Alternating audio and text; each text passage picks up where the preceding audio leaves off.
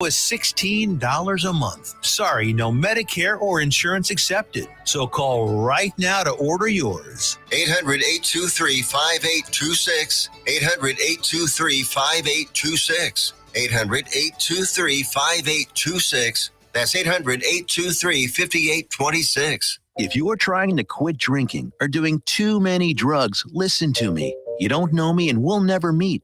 I had a problem like you once. I drank and used to party a little too much till it got out of control and almost ruined my life. I realized I needed help to fix my problem before it totally destroyed me. If you've tried to fix your drinking and drug problem and you know you can't do it alone, you need to call the National Treatment Advisors. They'll immerse you into a 30-day program to replace your old habits with new habits and totally change your life. And if you have PPO private health insurance, the entire program may be covered. Fix your problem right now before it gets any worse. Get clean. Call now and learn more. 877-247-1581.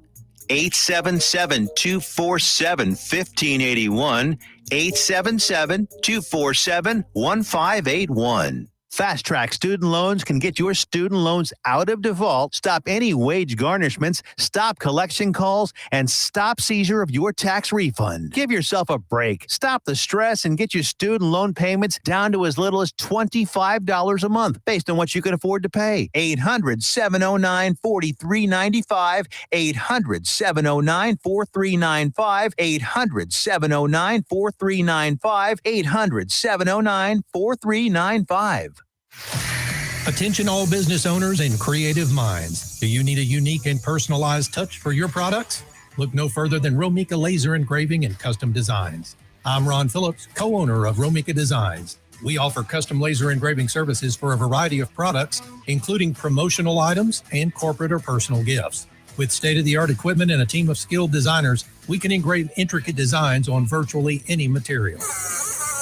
Whether it's a special message, a company logo, or a custom design, Romika Laser Engraving will help you make your mark. And the best part, our prices are affordable and our turnaround time is quick. I couldn't be happier with the work Romika Laser Engraving did for me. The engraving on my product was precise and exactly what I wanted. So don't wait any longer to add a personal touch to your products. Call Romika Laser Engraving and Custom Designs today at 817-400-4040 or visit our website at romikadesigns.com. We look forward to helping you make your mark. Fast Track Student Loans can get your student loans out of default, stop any wage garnishments, stop collection calls, and stop seizure of your tax refund. Give yourself a break. Stop the stress and get your student loan payments down to as little as $25 a month based on what you can afford to pay. 800-709-4395. 800-709-4395. 800-709-4395. 800-709-4395.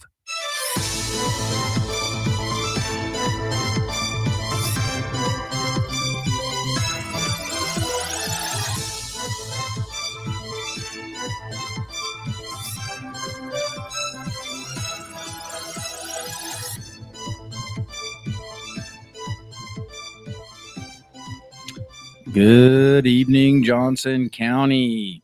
Welcome to this week's episode of The Breakdown. I'm your host, Greg Cooper, and here on The Breakdown, we deep dive local politics, mainly school boards and city councils. But any and all Johnson County politics are on the table. We air Mondays at 5 p.m. You can visit the JoCo Community Radio Facebook page to watch shows live or see replays. Also, you can go to www.jococommunityradio.com, where Apple and Android apps are available. Tune in to get the ins and outs of Johnson County, Texas. Before we get into today's show, we want to make everybody aware we are actively looking for guests with all viewpoints. If you find something that's put out here on The Breakdown as a one-sided, we would love opposing viewpoints to come in and discuss it. Make your case. We're not trying to say that we're right 100% of the time. We do our due diligence and try to back up our information with as much data and research as possible. But please reach out if you have opposing views and want to come on The Breakdown.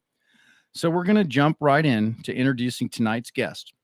It is none other than Kayla Lain. She is the newly elected school board trustee for Godley ISD, and she has been more involved, more informed, and spends more time educating herself than most people out there do, me included.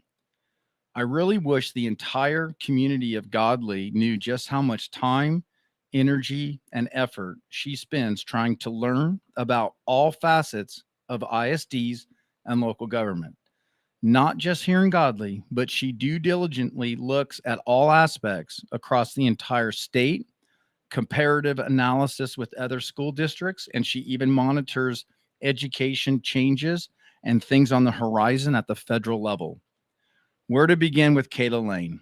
Well, how about the beginning from when I first met her? To be honest, it begins before I moved to Texas. I moved to Texas from Colorado a few years ago, and I knew I was moving to Godley well before we arrived. My family was part of a corporate relocation, and those take some time. Before the move, I spent countless hours learning about Godley and Johnson County. My family and I began to educate ourselves on the community, especially the school district, having two kids who back then were in first and second grade that were going to be attending Godley ISD schools. At the time, all the horsepower was on the 2021 bond and the mask mandate that Godley was still under. Looking back, I'm not sure if the community really knew how oppressive Godley ISD was regarding masks. Godley ISD was one of the last ISDs locally to remove the mandate and kept it in effect well after they could have removed it. Many other ISDs locally removed it much, much sooner than Godley. Kayla Lain was a big proponent of getting the mask mandate removed for your children, and it was not an easy task. How bad was Godley ISD on the mask issue? Well, they removed it late spring 2021, and my kids in Colorado, yes, liberal state of Colorado, had not been under an in-school mask mandate since August 2020. We moved to Texas, and I had to put masks on my children for the first time that entire year. Their first day attending school was the day after spring break in 2021.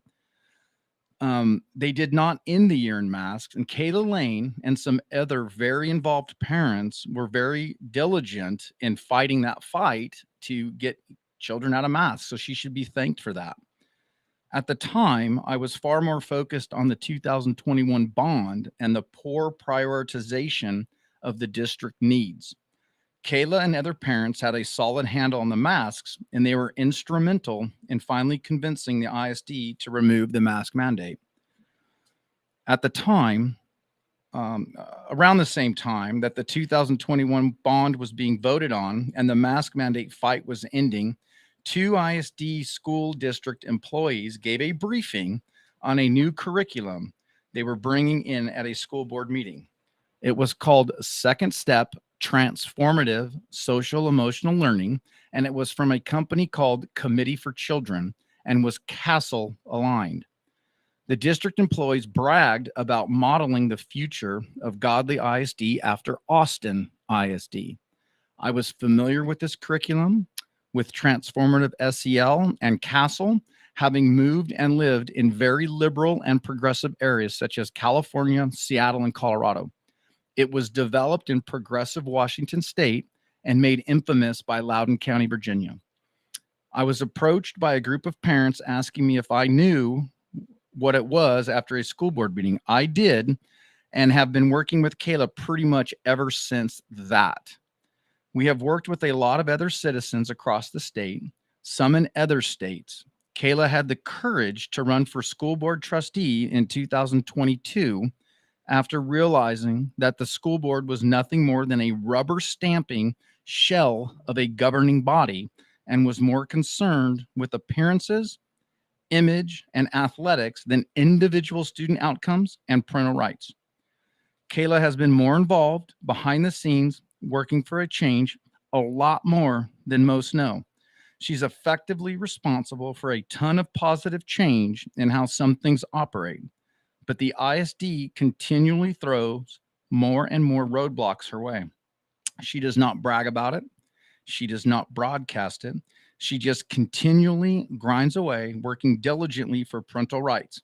And she's trying to bring a more accountable and transparent government system to Godly ISD. We are not titling this episode of The Breakdown. Kayla needs no fancy introduction. And without further ado, I introduce you to Mrs. Kayla Lain. Kayla, how goes it? It's going good. Really Yeah? good. All right. And you have just for those that don't know, you have a new addition to your family, baby Kinsley. Tell us about her. We do. We had our third child that was due right around the same time as the election. She's now 3 months old. So I was block walking at 38, 39, 40 weeks pregnant. And I had her on April 7th, and she's been a beautiful addition to our family. It's very busy. And so taking on a new board trustee position with an infant is not for the faint of heart. Especially the last training that was 3 days long all day, and I had the baby with me. That was a lot, but we persevere, and I'm teaching her from a young age on how to be a good public servant. So the public wants to know, during your block walking, I'm sure you went to some of the same people multiple times. Did any of them say, how did you have this dramatic weight loss when you went from being pregnant to not being pregnant? Actually, I think it was Scott Yarborough saw me, and he's like, wow, you lost some weight after I had Kinsley. That's so funny. Yeah. So, but good for you for being able to do that and not using that as an excuse to tap out. So I know a lot of people were real proud that you could go right up to the election with that. So how was it running a campaign and trying to win with baby Kinsley? Did no problems with it? Everything went good. Baby's healthy and Yeah, just integrating into your family now. She's super healthy. Honestly, I felt like it made me more relatable in my campaign, and I felt like people were more willing to talk to me because they saw me just as a mom. That's good. Not as some politician, but I'm just a mom trying to make change for our kids. So on to business.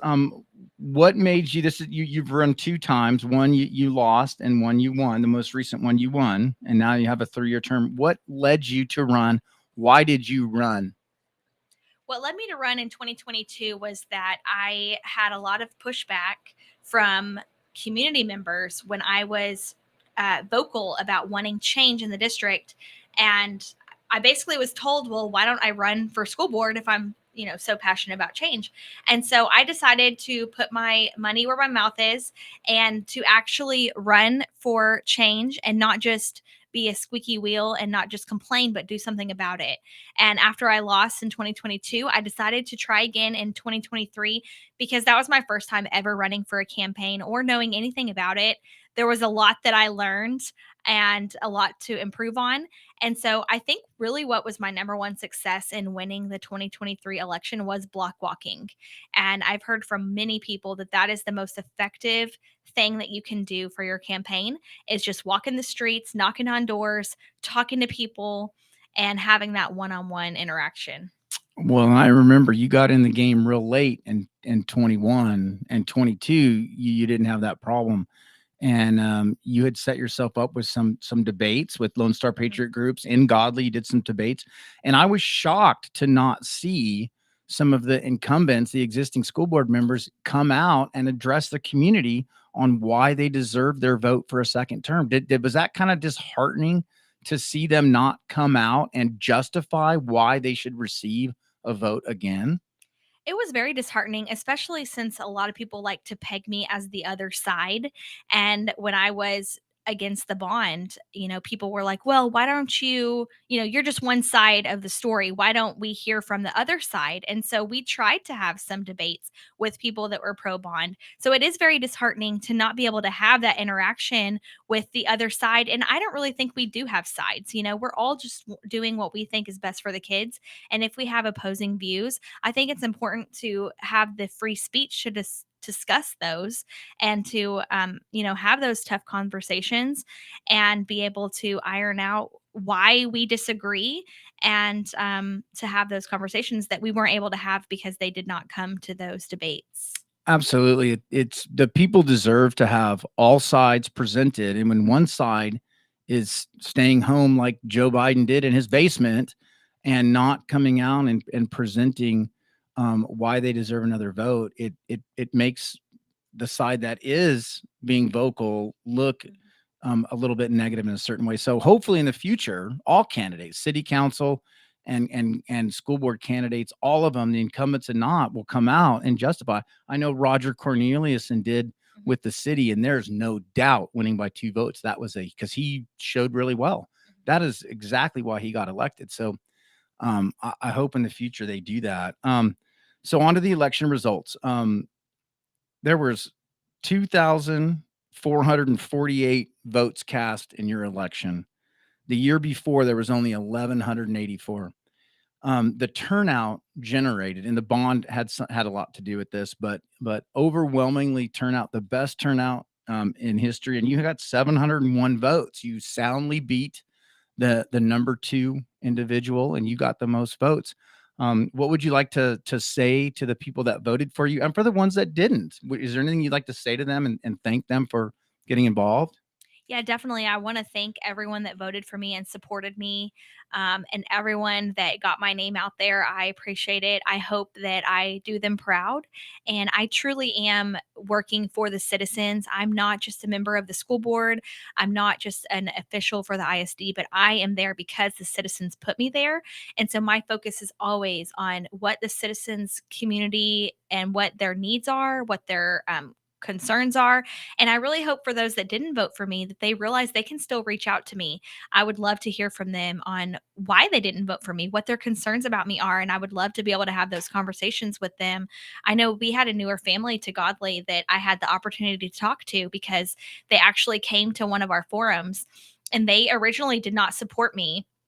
And after being able to talk to them and have them get to ask me their questions, they understood where I was coming from. And I didn't sound as negative and as argumentative as they had originally pictured me being.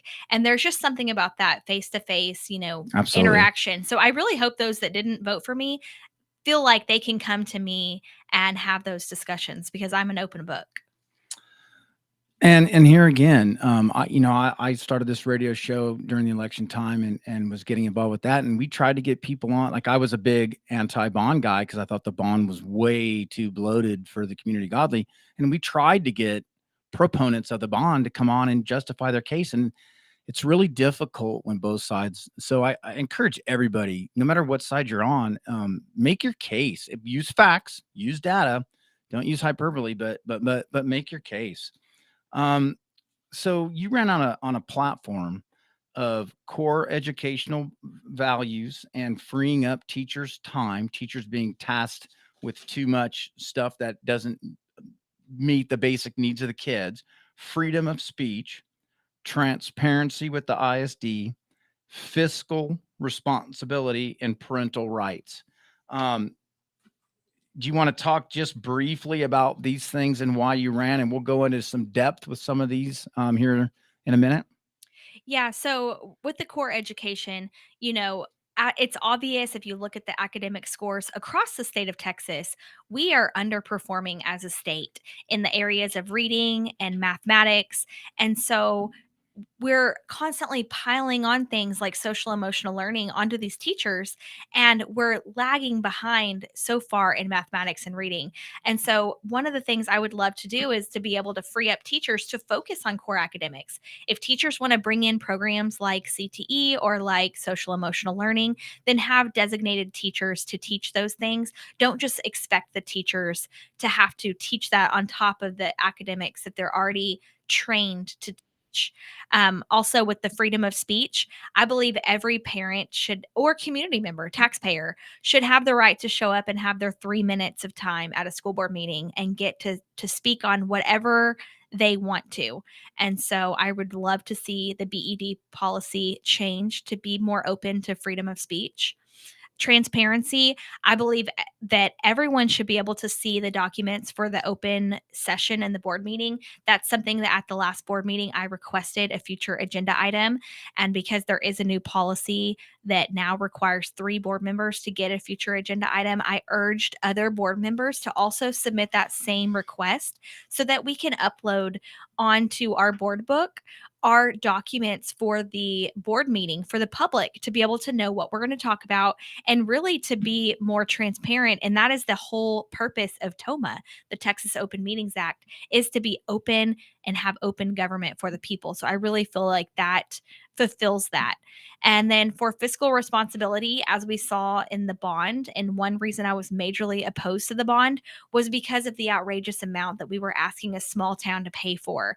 And so I would love to see us more responsible with our taxpayers' money and with the debt of future generations of Godley. For parental rights, I believe the parent is the number one authority for their children. They should always have a say. And like whenever Second Step was there in social emotional learning, and I tried to opt my children out and the district refused my opt out rights, that should never be a case. So I believe that the parent should have number one authority. And if something is against their moral or religious beliefs, they should be able to opt out. I would just love to see parents be more of the authority over their kids' education. So we're going to go into some of those into more deep detail here in our second segment. But let's talk about what you've already accomplished before you were elected. You were just elected, so you're just beginning to get your feet wet. But there's 3 major things that you accomplished for the citizens of Godley, just as a parent in the district. One was the mask mandate. So to get people caught up, Godley ISD was one of the last ISDs to stop their mask mandate. And you ran into a lot of friction with that. And some of it has to do with their policies and how you could approach the school board. Do you want to briefly run down how that went down and how hard it was for you to get that overturned with your petition you did? And you got other parents helping you, of course. A lot of help. So can you briefly run that down? And then we'll talk about 2 other ones real quick. Well, first of all, with the mask mandate, my kids never even had a mask in the district. My kids were the only kids in the district that I got a medical exemption for, and they were never masked. So when I was fighting that mask mandate, I was fighting for other people's kids. And I didn't even have a dog in the fight. My kids never had to have a mask on, but I saw what it was doing to children, and I was fighting for other people's kids. And that has been my whole thing through all of this, is I'm fighting for every single child. Even if my kids are not affected, I'm fighting for every single child. And with the masks, I saw what it was doing to kids. I heard from my son that people, kids were complaining about the masks. There was definitely a relational barrier that the mask caused between students, not being able to have that face-to-face communication. And so I showed up at several school board meetings trying to present my research that I had done on masks, how they weren't effective in stopping COVID, and how they were emotionally damaging to children. And I was refused the opportunity to speak at board meetings because it was not on the agenda. And that's when I found out about the BED policy on how we could only speak on agenda items. So it was very hard to fight that without being able to speak and address it to the board. So what I did was I got a petition together and I used change.org, and I got almost 290 signatures of other parents and community members in Godley. And I went to a board meeting and I asked to give it to the superintendent. And he told me that I could give it to his assistant, which is Jason Carnes. And so I presented that mask mandate. And then me and several other parents stayed until midnight at that board meeting, waiting for them to come out of executive session so that we had that chance to talk to the board about our petition, about our research, about why we wanted to fight this mask mandate for our kids, and really how we just wanted it to be a parent choice. If there were parents that wanted masks on their kids, they should have that right too. Sure. And so we did. We stayed till almost midnight and closed the school down, just hoping to talk to them. And the only board members that stayed around was the superintendent and the assistant superintendent. All the other board members left. They didn't even hear us. They didn't even hear our case. And so that's been a big problem with Godley is access for people that aren't towing the line to these elected officials. It's been a problem. So I think what we made clear with our petition was we had, at the time, I want to say that there was only maybe 1,600 kids in the district, maybe 1,700. So to get almost 300 signatures of parents, that's a pretty big majority, a good percentage. And so what I told the superintendent when he said, well, you don't understand, I'm in a rock and a hard place. If I remove the masks, I'm criticized. If I keep the masks, I'm criticized. And I said, that's the problem. You need to remove yourself from the situation. I said, you should have a survey out to the parents. I said, if I'm in the minority and the most parents want masks, then I'll go home and I'll be quiet. And they did end up doing a survey, and it was shut down very quickly Sure because was. of the overwhelming response of parents that were against forced masks on their kids. And so that did finally get overturned, and it was a long battle because we were unable to communicate. Um, Another thing that I did was the social emotional learning, the second step curriculum that they brought in. First of all, they made it very difficult for us to view that curriculum. We had to schedule an appointment with a principal at the district of which grades we wanted to view. And then they had to sit in the room with us while we viewed the curriculum. So we had to reschedule multiple times to get through it all. And we pointed out the flaws in that. So to get people caught up with this, social emotional learning covers a broad spectrum, and Godley was required to bring social emotional learning in because of some grants they bought, and they chose to bring in a curriculum from Seattle, Washington.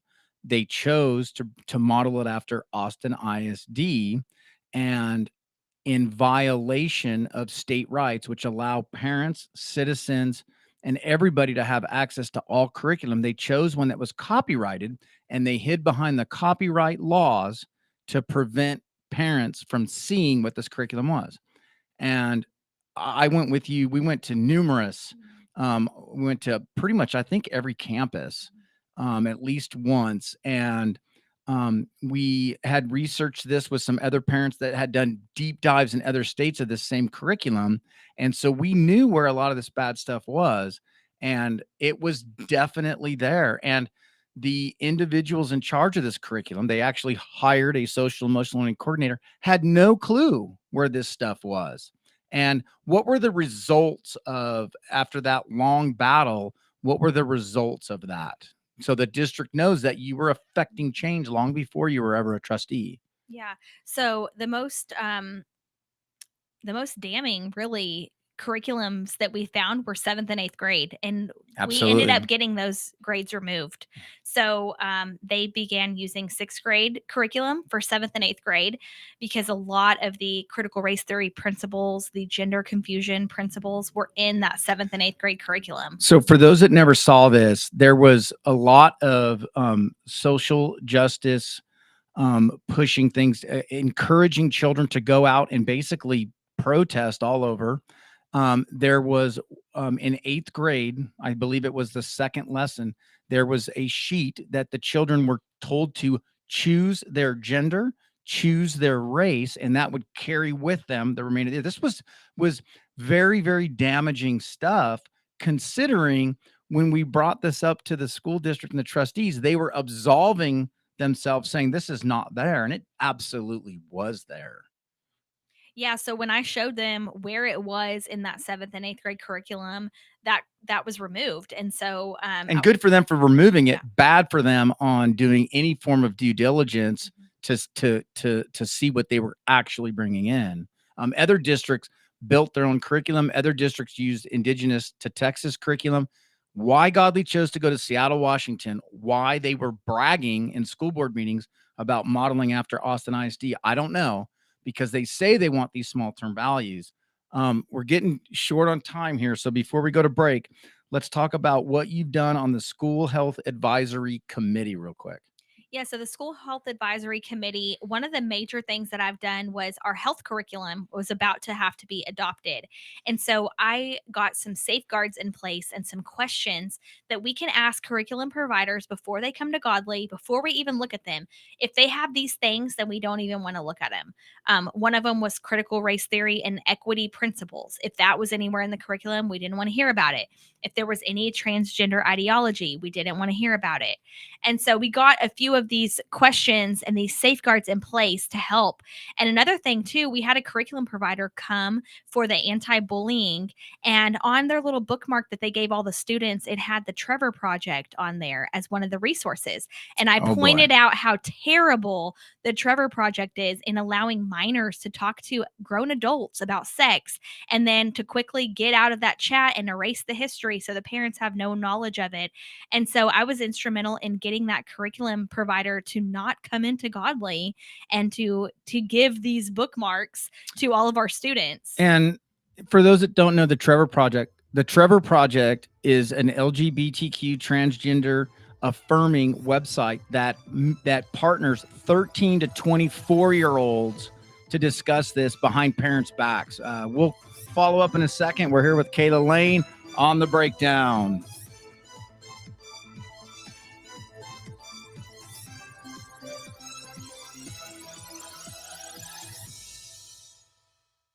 Hey, travelers, do you want to save money on your next flight? Then pick up the phone and call. That's right, call, because the best prices are not online. They're with SmartFares. See, SmartFares has special deals with the airlines. When they have unsold seats, they use SmartFares to fill them. So you get airline tickets at ridiculously low prices. Our prices are too low to publish online.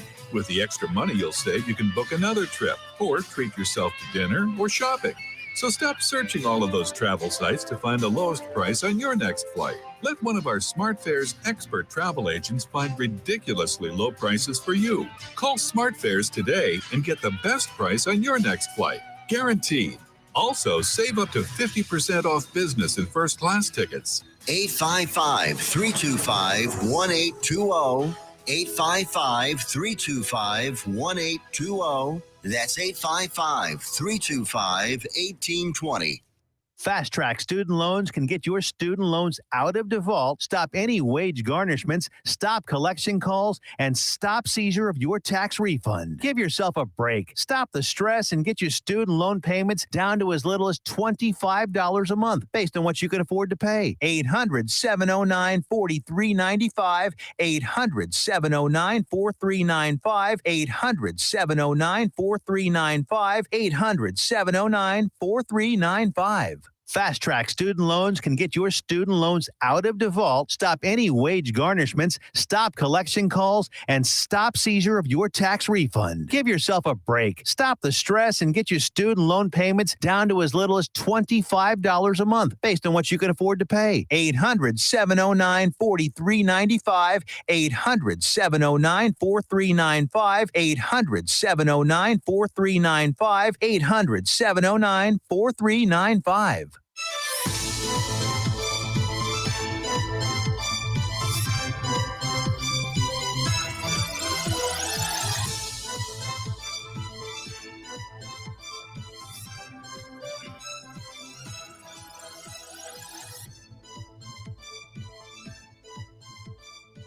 Welcome back to the breakdown. We're here with newly elected Godley ISD trustee Kayla Lain, trying to fight for parental rights, transparency, fiscal responsibility, and a bunch of other stuff in Godley, and running up against some roadblocks. But before we get into our second segment, JoCo Community Radio is proud to be the voice of Johnson County, Texas, and is live 24/7 on the TuneIn Radio Network. TuneInJoco.com is the place to find all the ways to listen and watch, and the station app is also available for free on Android and Apple devices. Simply search your store, check out our lineup and more at JoCoCommunityRadio.com. This episode and more brought to you by Next Level Claims, making your insurance work for you. Reach out to your Texas sales rep at 844.TexHail. That's 844.839.4245. And be sure to dress your arms and more at the Tiffy.com. Kayla, if you looked at the Tiffy.com, she's got some really cool accessories, some more for women, but but really cool. Like my wife's starting to dig it. Really cool, like scarves, accessories, sleeves, and just cool stuff. So check it out. I know your daughter would really like it. So, but anyways, back to where we were. we kind of got rushed about this social emotional learning in the school health advisory council, and we left off on the Trevor Project.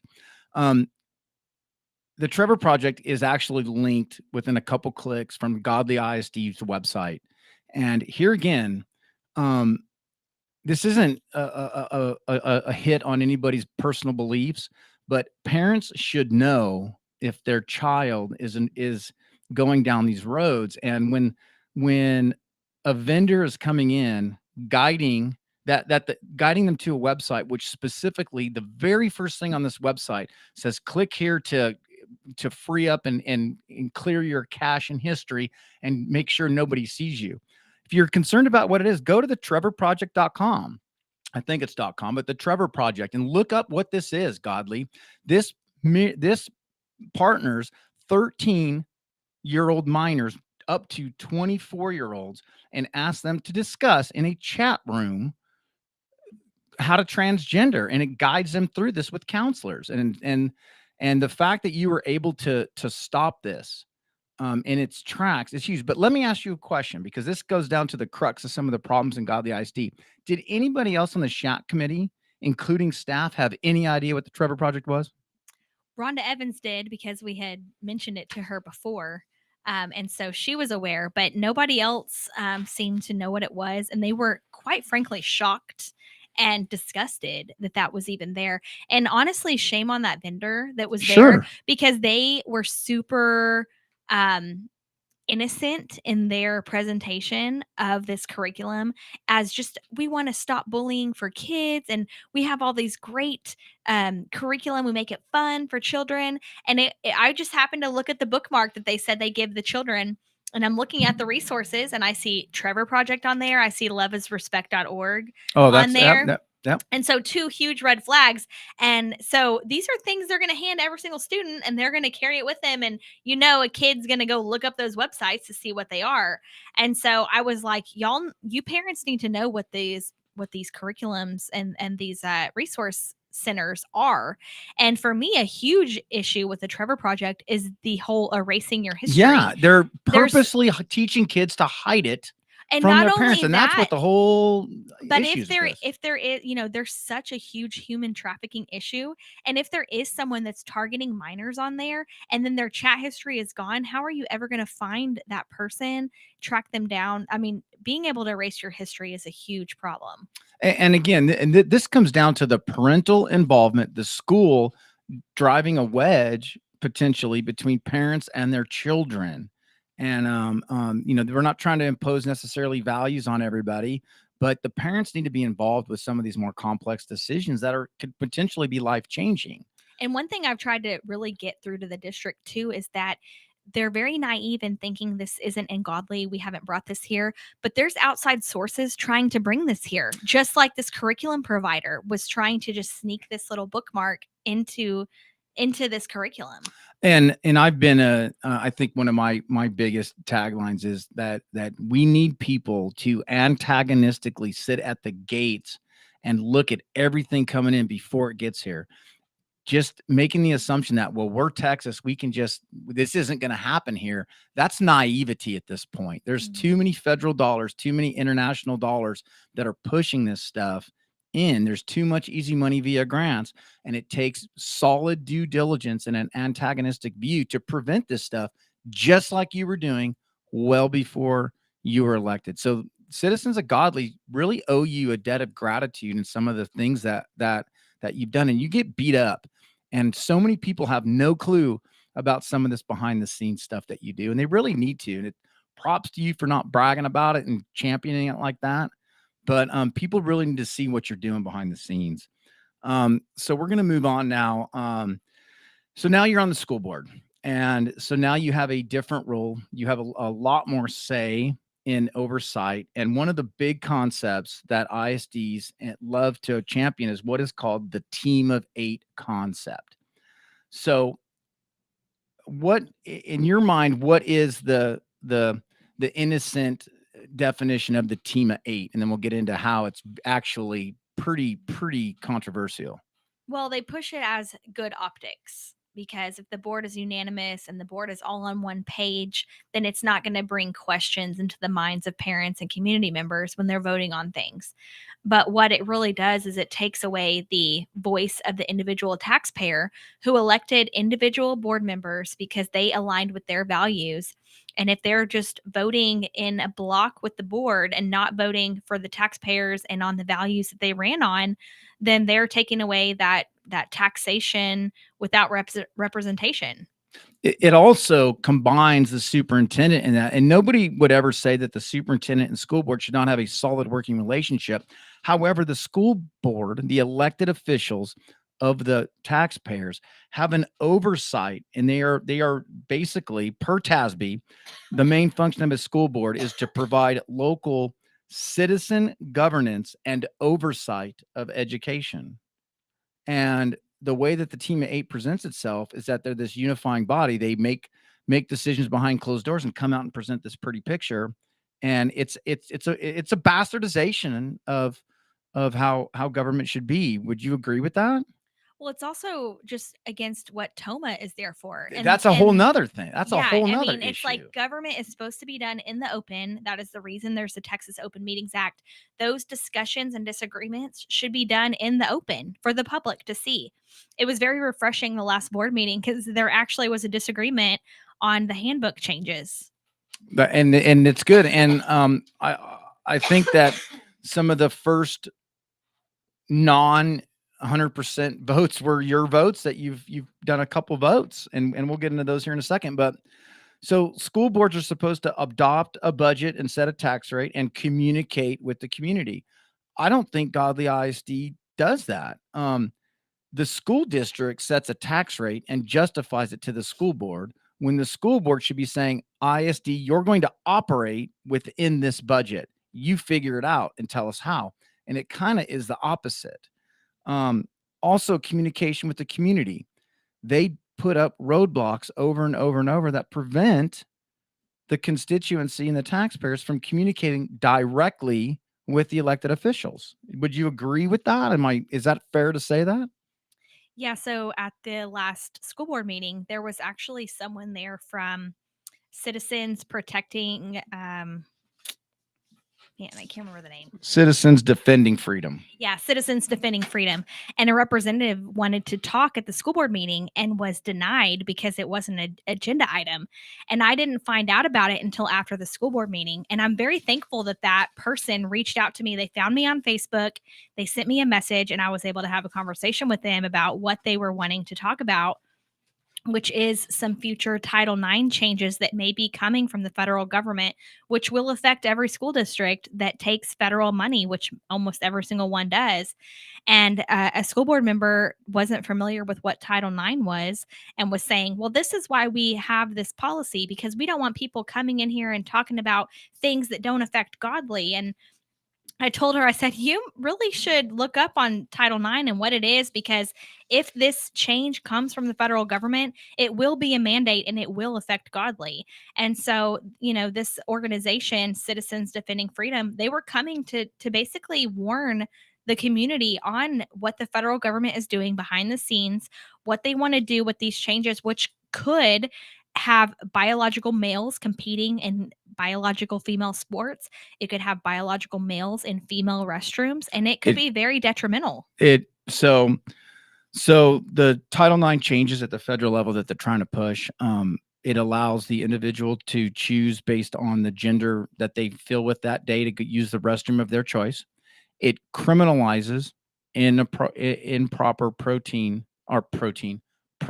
usage. So if I want to be called she and somebody doesn't, it potentially criminalizes that, and it mandates that you have women and men competing in the same sport. To talk about a school board member in Godley ISD, and we're not going to name that individual school board member, but to say that they don't understand what Title IX is, just on Godley ISD's website, there are 4 personnel policies that discuss Title IX. There are 3 student policies, and there is formal training on Godley ISD's website. This goes to the crux of the problem.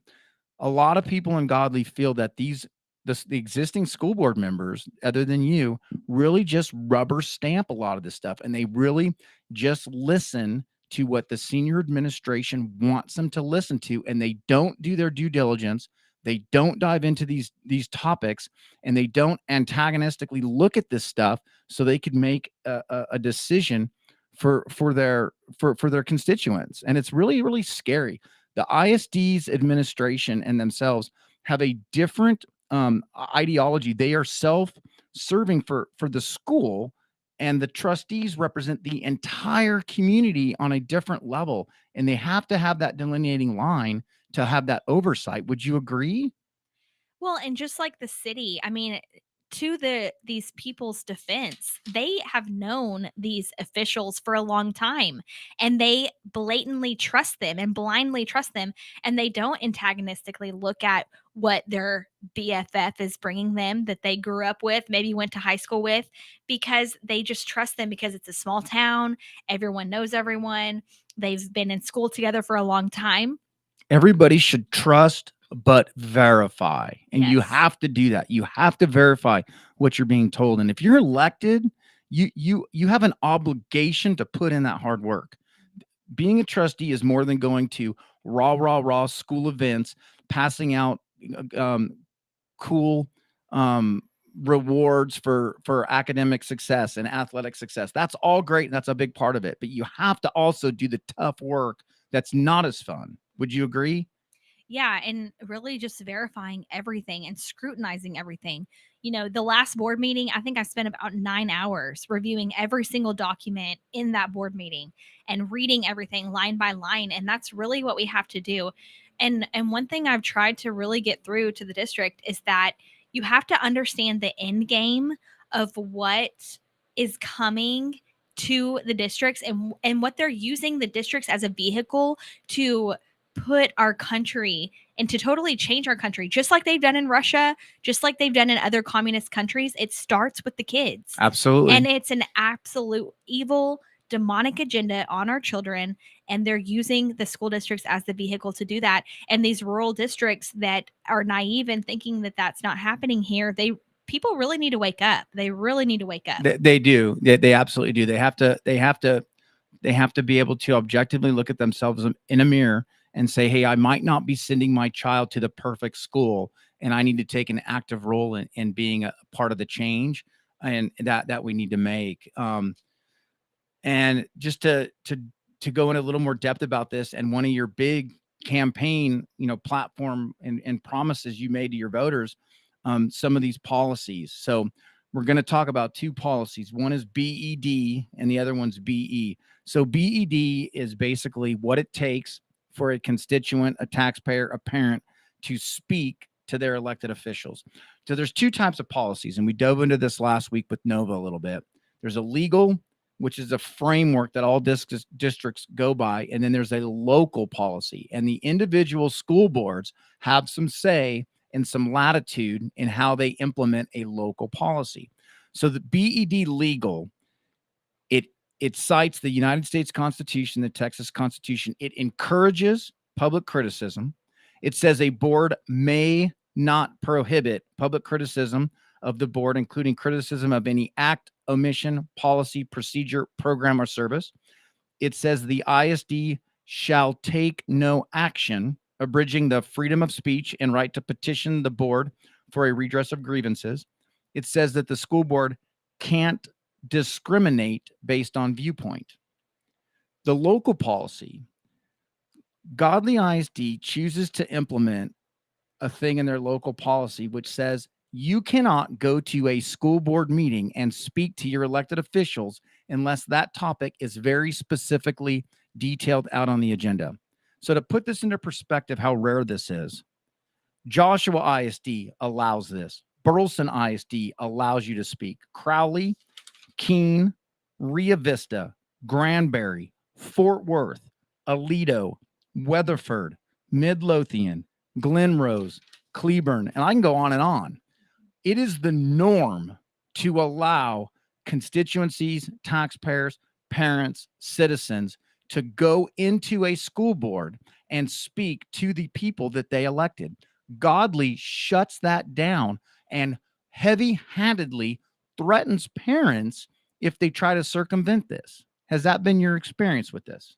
Yes, and it's a constitutional right, both federally and the Texas Constitution says that citizens have the right to petition their board for redress or grievances. And that means going to a school board meeting and saying your grievances in front of the board. And by not allowing that because it's not on the agenda, that's absolutely a violation of your freedom of speech and your First Amendment rights.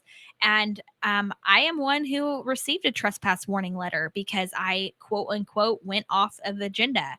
And so and I know of several parents that were trespassed because of their comments that were supposedly off agenda at school board meetings. So that is something they definitely hammer down on. Yeah, they should be ashamed of themselves for doing that. They absolutely should be ashamed. It stifles free speech. And it does absolutely no good, and it serves nobody any justice. And what it does is it makes everything look like it's kosher, everything's fine, and there's no problems. And that's not how it's supposed to be done. So the good news is Kayla Lain gets elected as trustee, and traditionally a school board member has been allowed to put something on the agenda.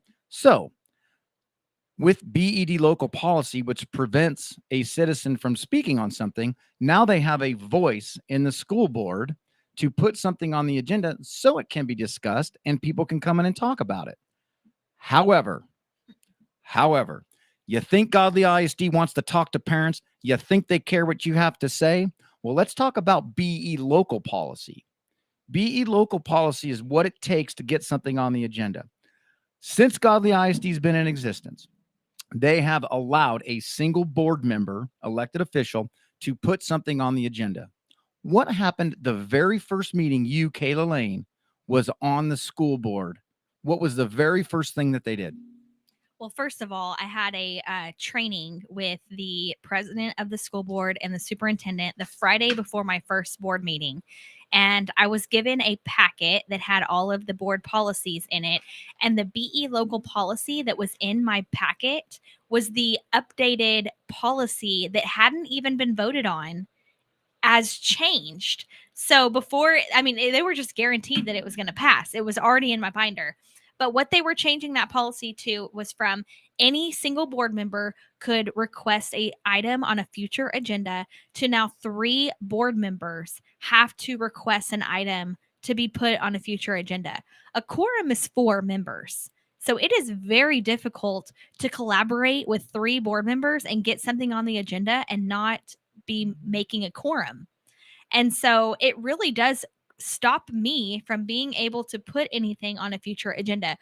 I voted against it. I said why I was against it. I had several people speak in the public comment on why the change of this policy takes away the voice of the taxpayer, takes away free speech from citizens being able to get an agenda item on an agenda so they could talk about it in public comment. And obviously, I was voted against. I voted no. The rest of the board voted yes. And so that is a new policy. So one thing I did at the last board meeting was I requested, after public comment, something that a citizen wanted. I requested that on a future agenda item, and that was to have the board documents uploaded with the board book for the public to be able to know what's going to be discussed at a board meeting. And I requested that 2 other board members would also submit that same request so that it could be added in accordance with the new BE policy that was updated. How'd that go? Or is it jury still out? The jury is still out. I haven't heard anything. So I guess we'll find out at the next meeting if that's on the agenda or not. So onto these board packets. So for those listening, there is a substantial amount of documents that the school board members get to review that helps them make a decision on the agenda items and to do their job. Other than the very, very few small exceptions that meet executive or closed session criteria, these are 100% of public records. A lot of ISDs and a lot of city councils, Godley City Council, if you're listening, this would be a great thing for you to do too, is they release the board packet to the public. When you don't release the board packet to the public, you put the public in a position to open records request, which then drives those through a lawyer, then increases your legal fees, increases your cost to taxpayers, and increases the amount of time that citizens have, because the agenda items happen and then they ORR it after the fact.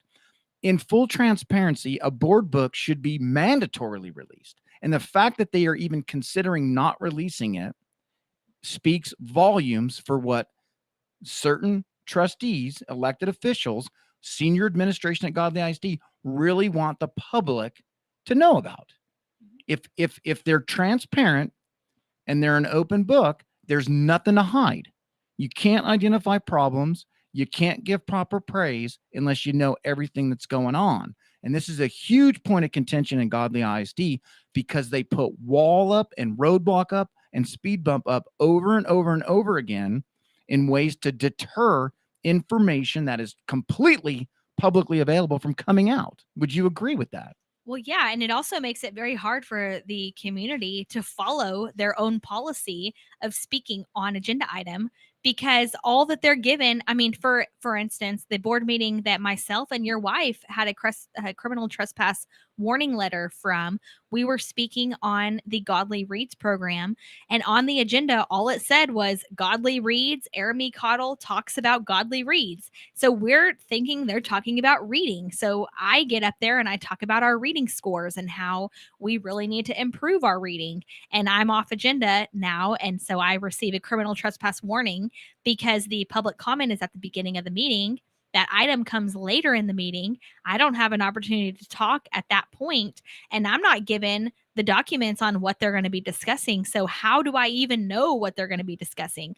And so not having those documents available, and then criminally trespassing parents because they're off agenda, you're making it very hard for the citizens to follow your policy when they don't know what's going to be discussed. You're using a law enforcement mechanism to prevent, discourage, intimidate heavy-handedly parents who just want to come and learn what's going on with the district and have their say with their elected representatives. I saw videos of that. And here again, Godley Reads. You spoke on the reading scores, and my wife actually thanked Dr. Cottle for solving a book availability problem. She was passing out books to businesses, and she questioned what they're going to do to improve reading scores.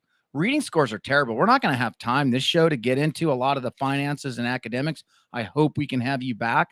But here again, why in God's name, excuse me, I hope that's not blasphemy, but why would they want to discourage a parent who has concerns about reading coming in and talking about what Godley ISD is going to do to improve reading? Just to put it into perspective, 43% in 2021 and 2022 meets the state standard for reading. 43%. And a parent can't go talk about the fact that 43% is not acceptable. Well, it's 60% in Joshua ISD. Maybe they ought to go talk to Joshua ISD and ask them what they're doing. But 35% in math. We can't go talk about math with our elected officials because they don't want to hear it, because they enact these policies. Like I said, we're not going to have tons of time to get into some of these stats now. But as we wrap it up, what do you want to tell the voters, the citizens, the parents, the taxpayers of Godley? What are you going to do to work around? And please give Kayla some grace, guys. She can't do a lot of what she promised now because they've already thrown a big roadblock up. Hopefully they'll hear this and they'll overturn that horrible policy. But what do you want to tell the voters before we end up having to close here? Well, I just want to apologize, first of all, because they have made it very difficult for me to be able to enact any of these changes because I can't get anything on the agenda now to be discussed. But I would also like you to know that I am working on ways to circumvent this. And that's why at the last board meeting, I requested a future agenda item, because you are allowed to go off topic as a board member if you are requesting a future agenda item. And I urged other board members to also submit that item for the public. And so I'll keep doing that. And I hope that other board members will get on board and try to have some of these important policies looked at. Reach out to your school board trustees, Godley residents, and let them know this is unacceptable. They got to fix this. They got to listen to you. They can't identify and fix these problems if they're not made aware of them. Take care. See you next week. And Grandview to Godley, this is the voice of Johnson County, Joco Community Radio. Have you ever met a single person in your life that enjoys paying taxes? No, no one does. If you can't sleep at night because you have a huge problem with the IRS, I've got some free advice for you. This service is strictly limited to individuals that owe the IRS $10,000 or more in back taxes. And if you qualify, we can guarantee that you won't be writing a big fat check to the IRS, or our services cost you nothing. The first 100 people that call today will get a free tax consultation worth $500. Stop worrying about your IRS problem. We can help you, we promise. Call the tax doctor right now. I mean right now, to learn more. 800-240-4587. 800-240-4587.